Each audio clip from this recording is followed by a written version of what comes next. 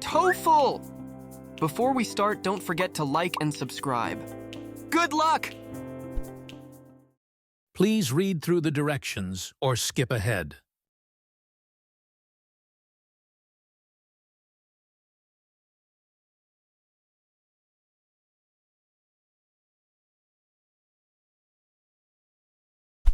Passage number 1. Listen to a conversation between two students discussing activities on campus. Raymond, I'm so overwhelmed. I feel like I don't have time for anything. Between classes, homework, and my part-time job, I barely have time to sleep, let alone hang out with friends. I get it, Lisa.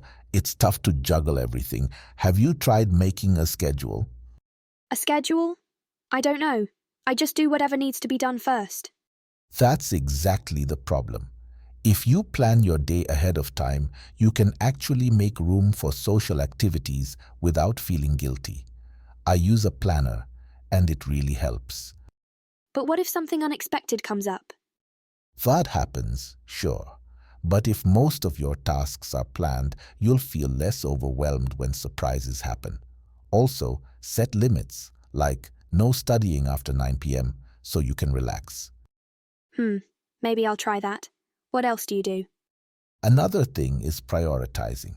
Not every assignment needs to be perfect. Focus on what's most important, and don't be afraid to ask for help. That sounds easier said than done.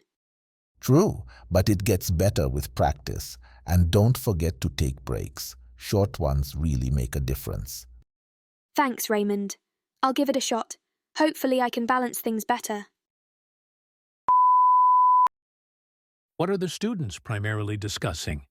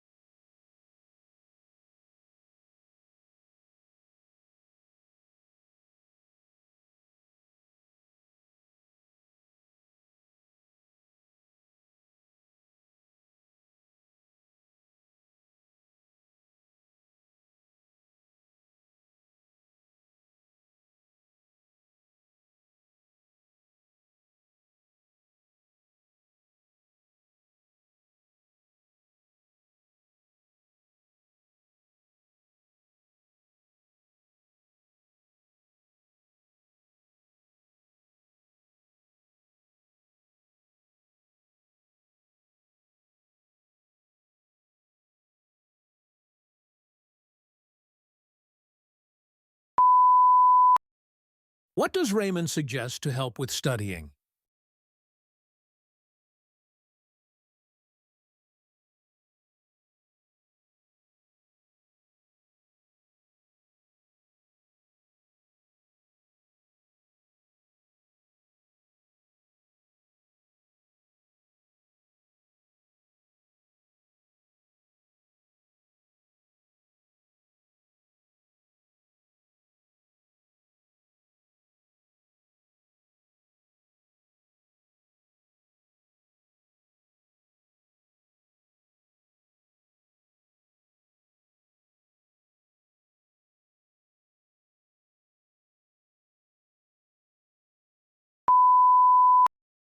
Why does Lisa feel overwhelmed?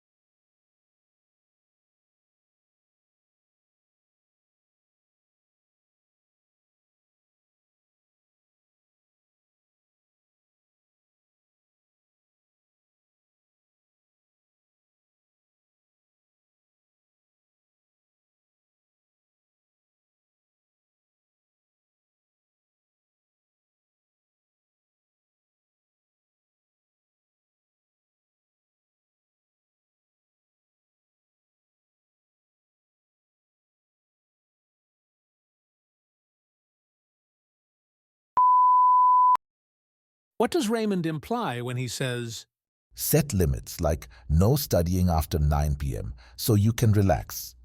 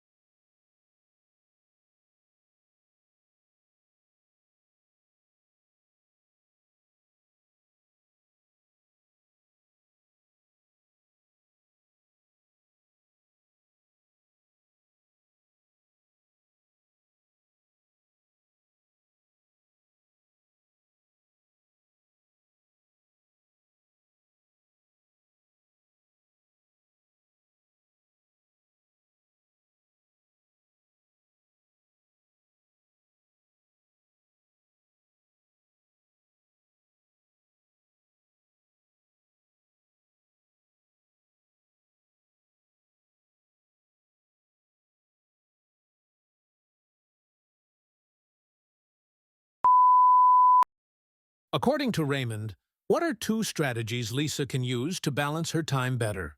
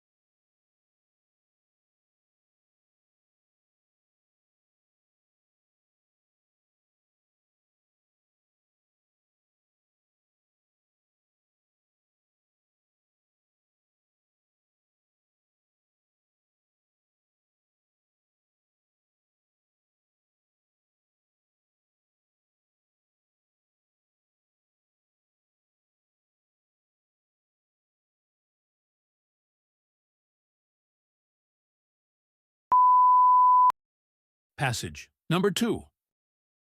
Listen to a conversation in an environmental science class. So, when discussing deforestation and its impact on ecosystems, we see it as a large-scale removal of forests, and it's happening all over the world. This process has significant consequences for biodiversity, the carbon cycle, and even local weather patterns. Let's start with biodiversity. Forests are home to countless species of plants, animals, and microorganisms. When forests are destroyed, many of these species lose their habitats. In some cases, they go extinct because they cannot adapt or find new homes. For example, tropical rainforests, which cover only 6% of Earth's land area, house more than 50% of all known species. Now, let's talk about the carbon cycle. Trees absorb carbon dioxide from the atmosphere and store it as carbon in their wood, leaves, and roots. When forests are cleared, this stored carbon is released back into the atmosphere as carbon dioxide, which contributes to climate change. Moreover, deforestation reduces the number of trees available to absorb new carbon dioxide, worsening the problem over time. So, how can we address these issues? One effective solution is reforestation, or planting trees to replace those that have been cut down. Reforestation helps absorb excess carbon dioxide from the atmosphere, rebuilds habitats, and stabilizes ecosystems. For instance, countries like Costa Rica have implemented reforestation programs that have successfully restored large areas of forest and attracted wildlife back to those areas. Another approach is sustainable forestry, which focuses on harvesting trees in a way that minimizes environmental damage. This involves selective logging and ensuring that new trees are planted to replace those that are cut down. Lastly, protecting existing forests through conservation efforts is crucial. Preserving forests means maintaining the habitats of countless species and preventing additional carbon emissions. Programs like creating national parks and enforcing anti-logging laws can play a big role here.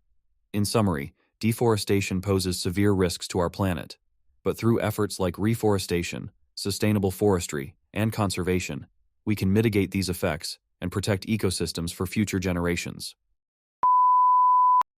What is the main idea of the lecture?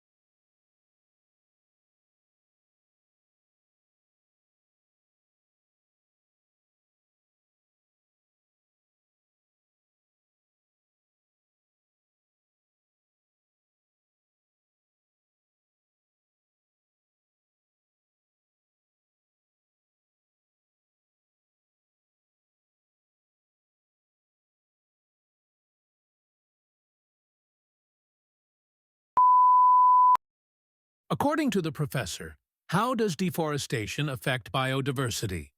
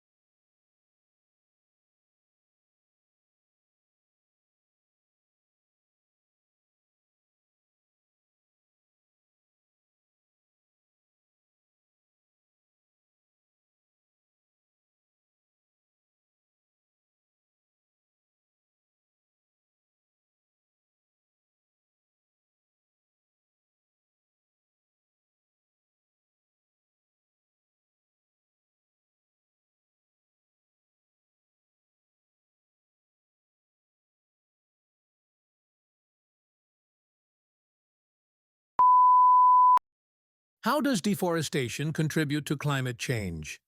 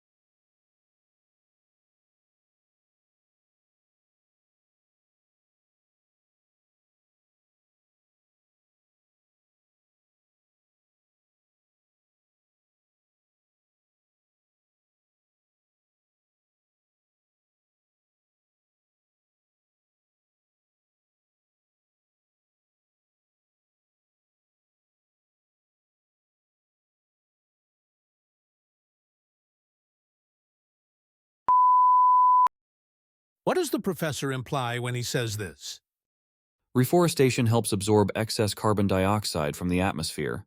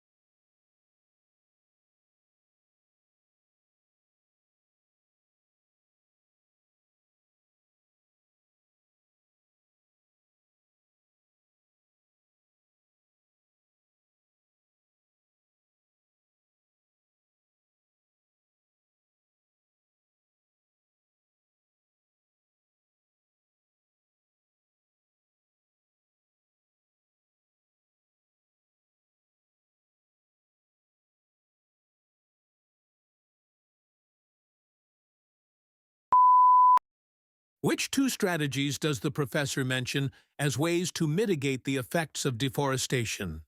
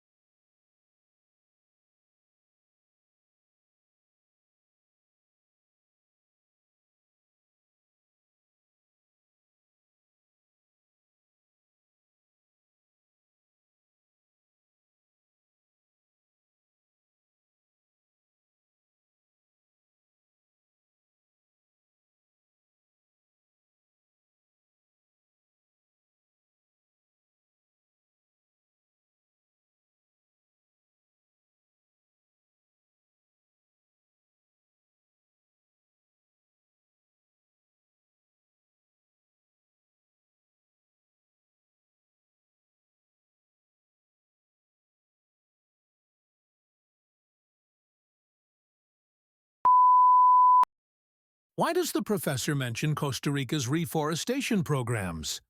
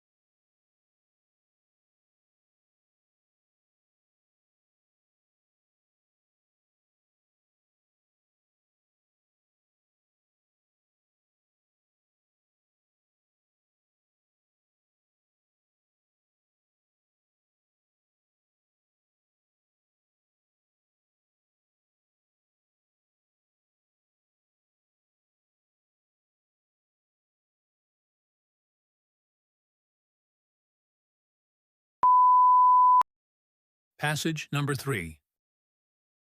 Listen to a conversation between a student and their professor. Hi, Professor Bennett. Thanks for taking the time to meet with me.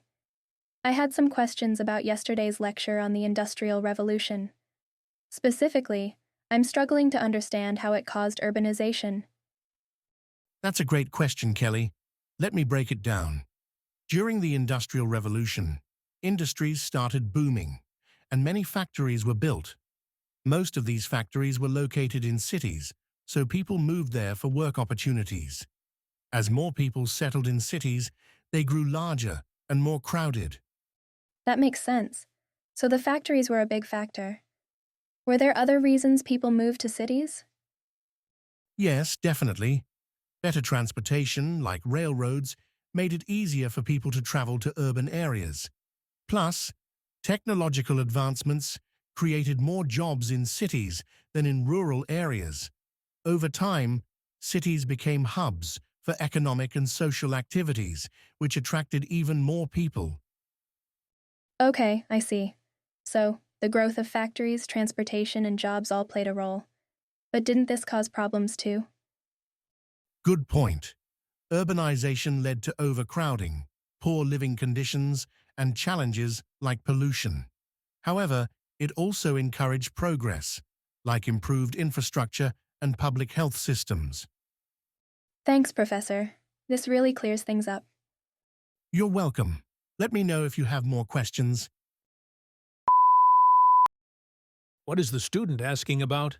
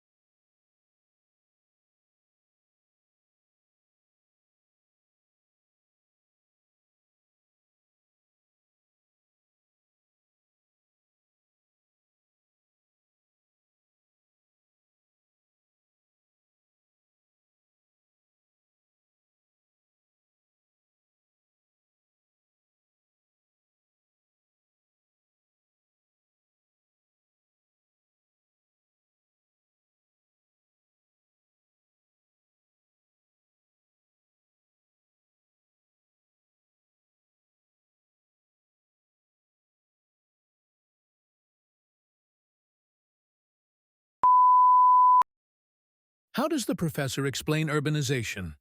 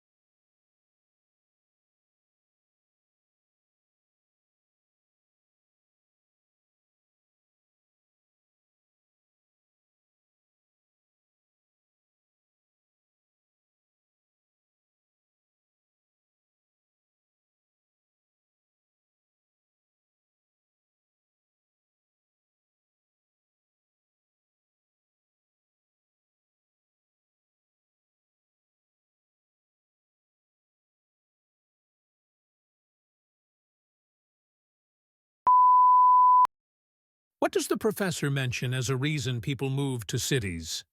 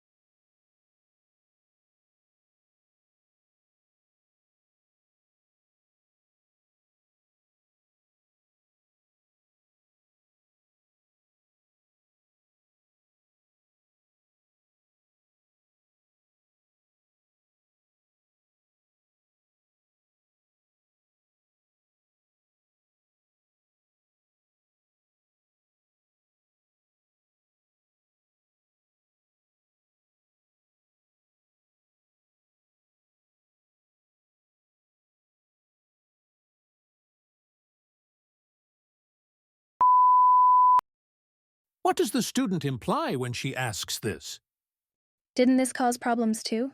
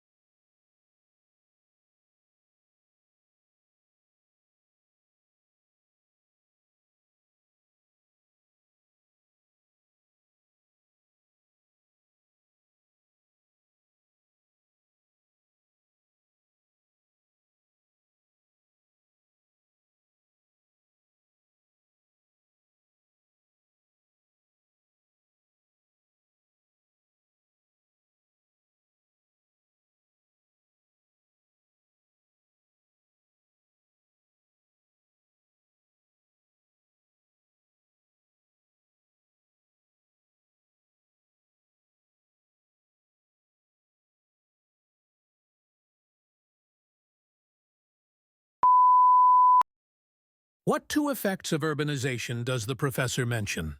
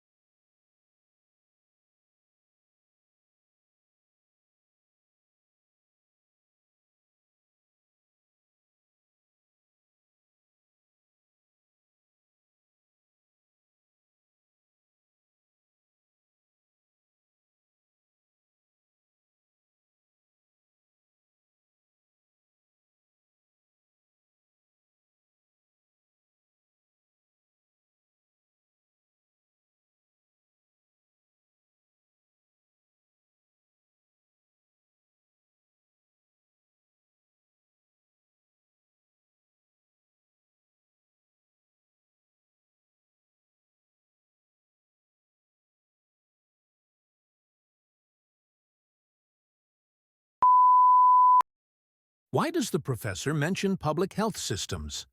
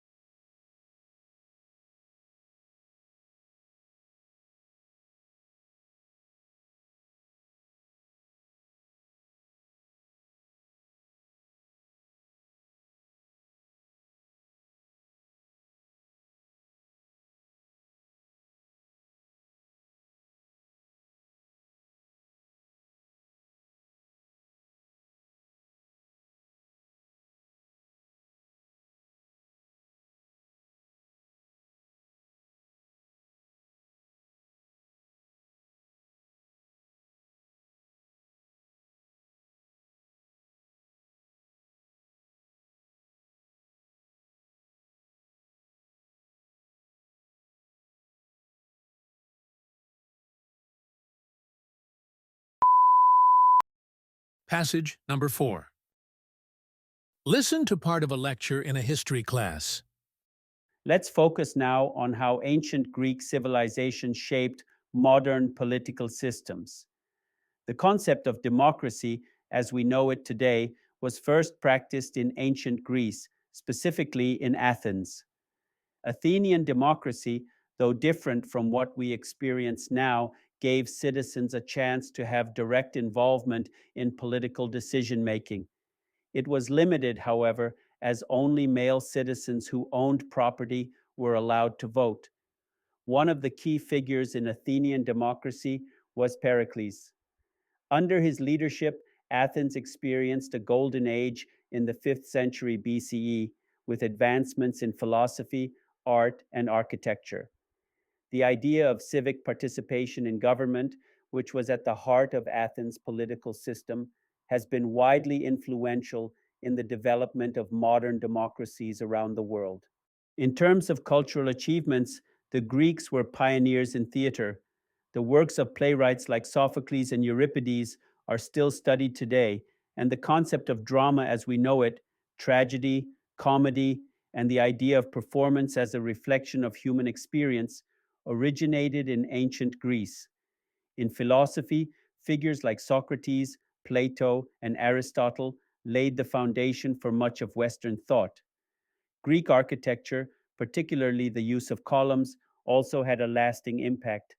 The Parthenon, with its Doric columns, remains one of the most famous structures from the ancient world.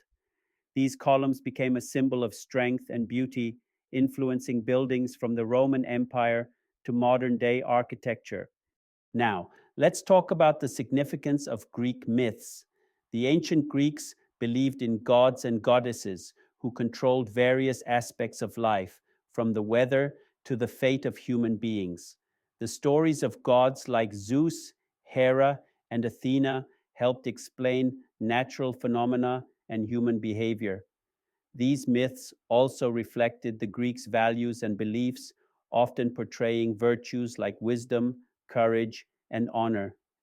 The myths became deeply embedded in Greek culture and were passed down for generations, influencing art, literature, and religion. In conclusion, ancient Greece left a profound legacy that continues to shape the world today, from the development of democratic principles to their contributions in philosophy, theater, architecture, and mythology, the influence of ancient Greece is still present in our modern lives. What is the main focus of the lecture?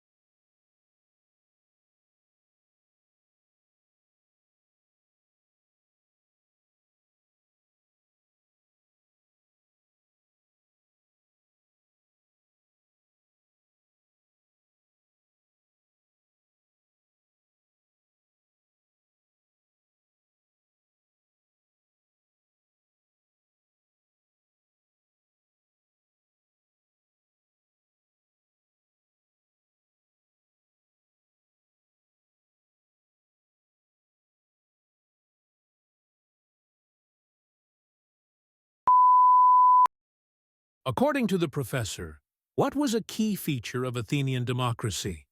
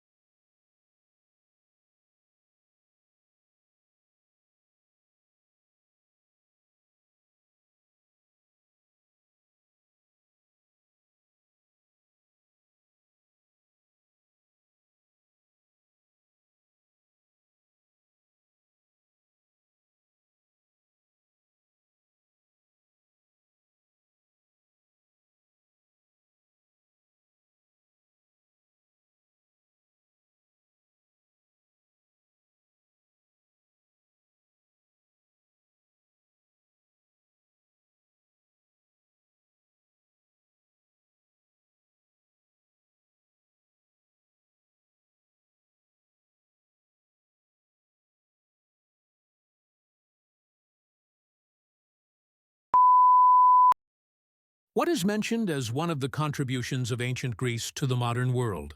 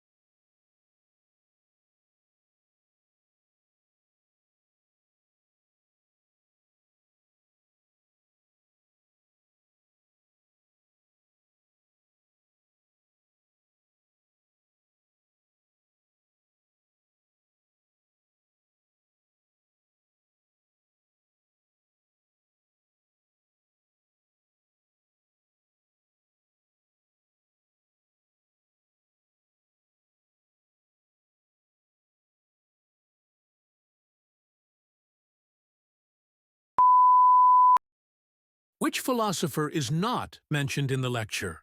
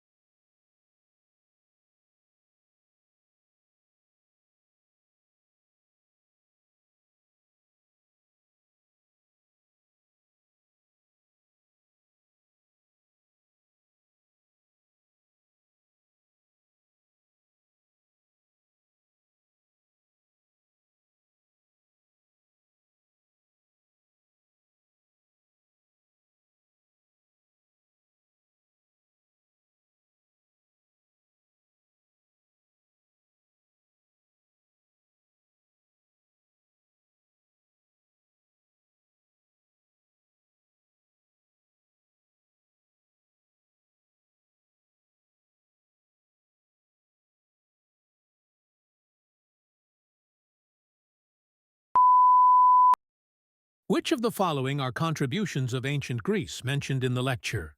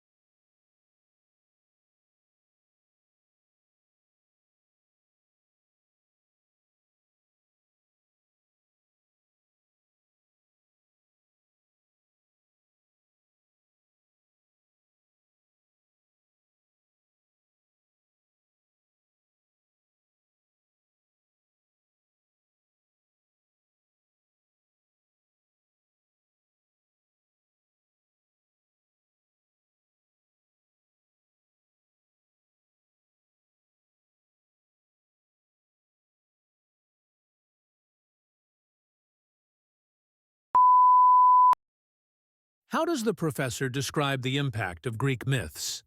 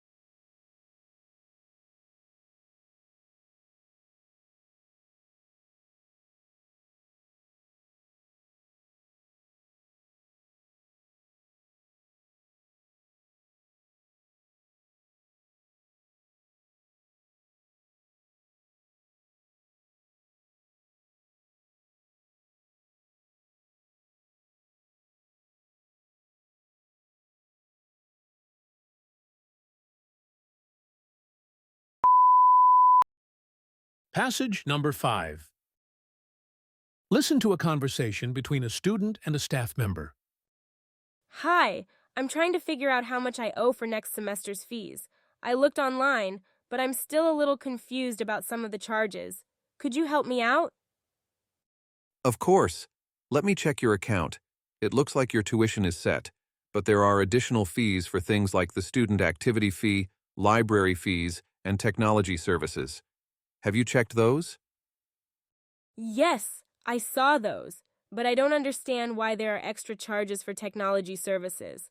I already have my laptop and internet access. I understand your concern. The technology fee covers things like the maintenance of campus Wi-Fi, software licenses, and the online portal. It's meant to support the digital infrastructure that helps you access your courses. That makes sense, but I also noticed that there's a late fee for registration. I thought I was registered on time, so why am I being charged that?